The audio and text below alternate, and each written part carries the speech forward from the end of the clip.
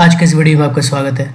और आज हम यात्रा ऑनलाइन के शेयर का जो फंडामेंटल एनालिसिस है वो करने वाले हैं। ठीक है, हम फंडामेंटल एनालिसिस के थ्रू ये जानेंगे कि कंपनी के फाइनेंशियल्स कैसे हैं, कंपनी प्रॉफिट में चल रही है कि लॉस में चल रही है, और अगर प्रॉफिट कर रही है तो कितना प्रॉफिट कर रही है, और लॉस कर रही है तो कितना लॉस कर रही है।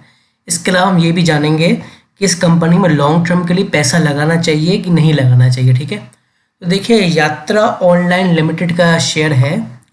इस कंपनी का जो मेन बिजनेस है वो देखिए, आप इसकी वेबसाइट पे देखिए, ये फ्लाइट बुकिंग, हॉलीडेज, होटल्स, बस, ट्रेन्स, कैब्स, इन सब की सर्विस प्रोवाइड कराते हैं, इन्फॉर्मेशन भी प्रोवाइड कराते हैं, प्राइसिंग भी इनकी प्रोवाइड कराते हैं।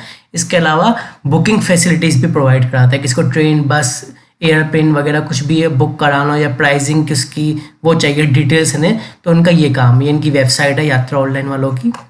ठीक है, और इसके अलावा ये डोमेस्टिक कस्टमर्स के लिए भी फैसिलिटीज़ प्रोवाइड कराते हैं और इंटरनेशनल कस्टमर्स के लिए भी कराते हैं।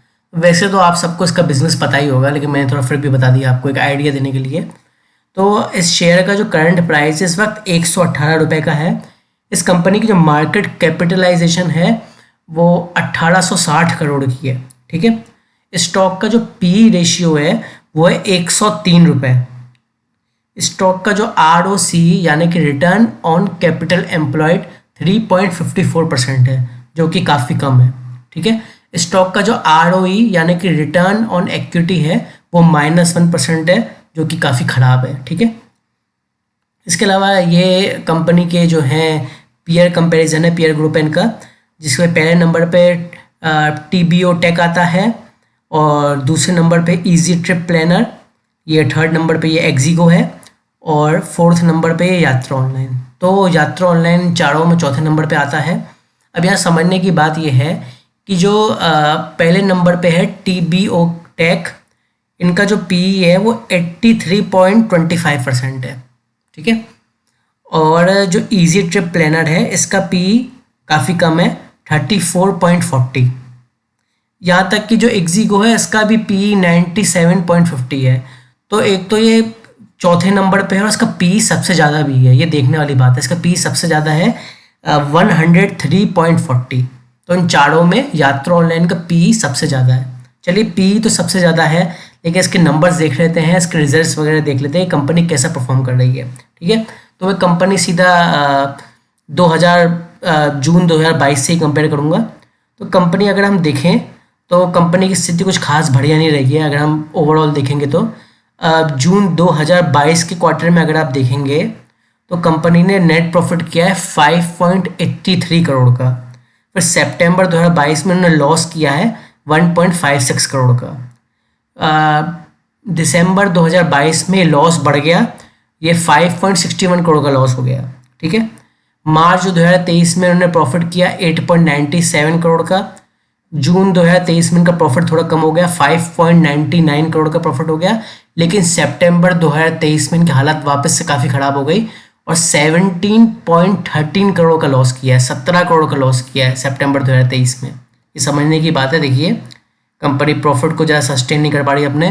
फिर बाद में दिसंबर 2023 में उन्होंने 1 करोड़ का प्रॉफिट किया है। मार्च 2024 में 5.58 करोड़ का प्रॉफिट किया है। जून 2024 में 4.04 करोड़ का, और सितंबर 2024 में 7 करोड़ का। तो इनके क्वार्टरली रिजल्ट से जो काफ़ी फ्लक्चुएटिंग है। अब जो मेन आता है इनका ईयरली प्रॉफिट और लॉस का स्टेटमेंट। ठीक है, तो मैं 2019 से कंपेयर करूँगा। तो 2019 में, मार्च 2019 में जो साल था, इसमें कंपनी ने नेट लॉस किया है 212 करोड़ का लॉस किया है। मार्च 2020 में भी उन्होंने 70 करोड़ का लॉस किया है। मार्च 2021 में 119 करोड़ का लॉस किया है।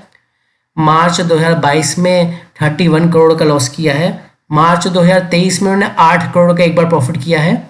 फिर मार्च 2024 में फिर से 5 करोड़ का लॉस किया है। अभी TTM यानी कि ट्रेलिंग 12 मंथ्स में उन्होंने 18 करोड़ का प्रॉफिट किया है, मतलब लास्ट 12 मंथ में।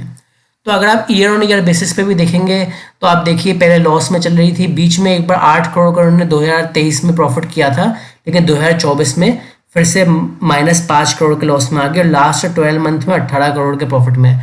अब जब ये 18 करोड़ देखिए प्रॉफिट देख रहे हैं, अब कंपनी की जो हालत है इस वक्त फ्लक्चुएट कर रहे हैं इनके प्रॉफिट और लॉस, ठीक है, और पीई भी इनका ज़्यादा है, तो कंपनी में पूरी तरीके से इसको प्रॉफिटेबल कंपनी नहीं बोल सकता। ये क्वार्टर ऑन क्वार्टर में भी कई बार लॉस दिखा रही है और ईयर ऑन ईयर बेसिस पे भी कई बार लॉस दिखा रही है। अभी जैसे ये मार्च 2023 में उन्होंने 8 करोड़ का प्रॉफिट किया था, फिर मार्च 2024 में -5 करोड़ का लॉस किया, तो कोई भरोसा नहीं है ये कभी भी किसी भी साल वापस से लॉस में आ जाए और उनका लॉस बढ़ते ही जाए। तो कंपनी के जो प्रॉफिट और लॉस है काफ़ी फ्लक्चुएटिंग है, और गिवन द फैक्ट जो दूसरे इनके पीयर कंपैरिजन में और कंपनियां हैं वो इससे थोड़ा बेटर परफॉर्म कर रही हैं, तो ऐसे में तो फिर मुझे प्रॉफिटेबल कंपनी कहना बिल्कुल भी अच्छा नहीं लगेगा। ऐसे ये प्रॉफिटेबल कंपनी है भी नहीं, एक आधा प्रॉफिट करने से कोई कंपनी प्रॉफिटेबल नहीं हो जाती है, ये आप भी जानते हैं, ठीक है। दूसरा ये है कंपनी का जो रिटर्न ऑन इक्विटी है 5 ईयर्स का भी -11% था, लास्ट 3 ईयर्स का भी -3% और लास्ट ईयर का तो -1%। तो रिटर्न ऑन इक्विटी तो इनके खराब ही रहे हैं, माइनस में ही रहे हैं, जो कि काफ़ी ख़राब बात है। ये कंपनी की बैलेंस शीट है सितंबर 2024 में, एज ऑफ नाउ सितंबर 2024 में इनकी जो असेट्स लायबिलिटी है 1276 करोड़ की है। ये कंपनी का कैश फ्लो है। इनके नेट कैश फ्लो की अगर मैं बात करूं तो मार्च 2019 में -115 करोड़ था, मार्च 2020 में ये +2 करोड़ का था, मार्च 2021 में 90 करोड़ का प्लस, मार्च 2022 में फिर ये -71 करोड़ आ गया। नेट कैश फ्लो की बात कर रहा हूँ। मार्च 2023 में -29 करोड़ और मार्च 2024 में अभी ये 93 करोड़ प्लस में। तो नेट कैश फ्लो भी इनका काफ़ी फ्लक्चुएटिंग है, और काफ़ी फ्लक्चुएटिंग है। आप देख रहे हैं कभी प्रॉफिट में आ जाता है, फिर वापस में लॉस मतलब माइनस में आ जाता है, फिर पॉजिटिव में आ जाता है, तो ये भी काफ़ी फ्लक्चुएटिंग है नेट कैश फ्लो भी इनका। ROCE, ठीक है, तो ROCE है इनका, ये भी मार्च 2020 में पहले 1% था, फिर -21%, अगले साल -7%, फिर 14%, फिर 4%। अब इनकी प्रमोटर्स जो शेयर होल्डिंग पैटर्न है वो है, जिनमें प्रमोटर्स की जो शेयर होल्डिंग है उन्हें बिल्कुल भी चेंज नहीं करी है प्रमोटर्स ने। क्वार्टर ऑन क्वार्टर बेसिस पे अगर हम देखें सितंबर 2023 से लेके सितंबर 2024 तक इन्होंने अपनी 64.46% की होल्डिंग रखी है प्रमोटर्स ने, ठीक है। FIIs ने जो है अपनी जो होल्डिंग्स हैं वो घटाई हैं। सितंबर 2023 में FIIs के पास होल्डिंग थी 9.34% की, फिर दिसंबर 2023 में काफ़ी ज़्यादा होल्डिंग घटा दी FIIs ने अपनी 4.52% की कर दी, फिर मार्च 2024 में हल्की सी होल्डिंग्स अपनी बढ़ाई 5% की कर दी, लेकिन जून 2024 में फिर से FIIs ने अपनी होल्डिंग्स जो है घटा दी 4.66% और सितंबर 2024 में 4.26%। तो FIIs ने अपनी होल्डिंग्स जो हैं करीब करीब देखा जाए तो लगभग क्वार्टर और क्वार्टर बेसिस पे घटाई ही हैं अपनी होल्डिंग्स। DIIs की अगर मैं बात करूं तो DIIs ने भी ऐसा ही कुछ किया है। पहले सितंबर 2023 में तो पहले इनकी 19.40% थी, फिर दिसंबर 2023 में इन्होंने बढ़ा दी अपनी होल्डिंग 24.39%, फिर उसके बाद से उन्होंने अपनी होल्डिंग कंटिन्यूसली गिराई है, जैसे कि मार्च 2024 में 23.55%, जून 2024 में 22.51% और सितंबर 2024 में 21.61%। तो FIIs ने अपनी होल्डिंग्स घटाई हैं, DIIs ने भी घटाई हैं और पब्लिक ने बढ़ाई है, ठीक है, और प्रमोटर्स ने तो अनचेंज्ड है, कोई चेंज नहीं किया है। तो अब कंक्लूजन क्या है इसका, क्या आपको इसमें लॉन्ग टर्म के लिए इन्वेस्ट करना चाहिए?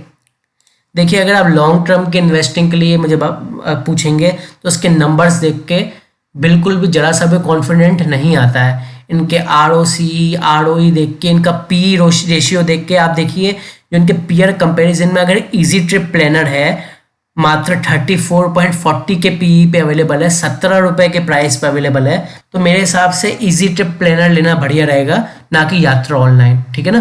तो मेरे हिसाब से यात्रा ऑनलाइन में मुझे अपॉर्चुनिटी नहीं दिखती है, खास करके और शेयर्स के मुकाबले, समझ रहे हैं ना। 118 का भी है और PE भी इतना हाई है, प्रॉफिटेबिलिटी भी कुछ खास नहीं है, कंपनी भी जरा सी है, छोटी कंपनी है, ठीक है। तो बेटर ऑप्शन आपको साफ साफ दिख रहे हैं, अवेलेबल है। मैं इसमें इन्वेस्टिंग की सलाह नहीं दूंगा, बाकी आपकी इच्छा है, ठीक है। आज की इस वीडियो में था, थैंक यू।